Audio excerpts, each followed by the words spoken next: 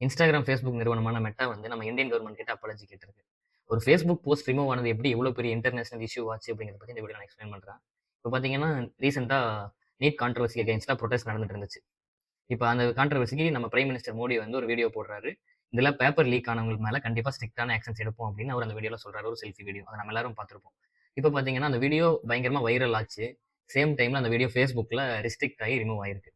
நீங்க prime minister வீடியோவ நீங்க எப்படி ரிமூவ் பண்ணலாம் அப்படின்னு சொல்லிட்டு, நம்ம இந்தியா சைட்ல இருந்து மெட்டா நிறுவனத்துக்கு ஒரு சம்மன் அனுப்புறாங்க. கொஞ்ச நேரத்துல மெட்டா வந்து அஃபிஷியல் ஸ்டேட்மெண்ட் வந்து ரிலீஸ் பண்றாங்க. இது வந்து இன்டென்ஷனலா நாங்க எதுவும் பண்ண கிடையாது. இது வந்து எங்களோட டெக்னிக்கல் எரர் தான் அப்படின்னு சொல்லிட்டு மெட்டா சைட்ல சொல்லப்படுது. அதோட சேர்ந்து மெட்டாவோட சீஃப் குளோபல் அஃபேர்ஸ் ஆஃபீசரான ஜோயல் கப்லனும் வந்து இந்தியன் கவர்ன்மெண்ட் கிட்ட அஃபிஷியலா அப்பாலஜியும் கேட்டிருக்காரு. அதுக்கப்புறம் அந்த போஸ்ட் வந்து ரீஸ்டோர் பண்ணப்படுது.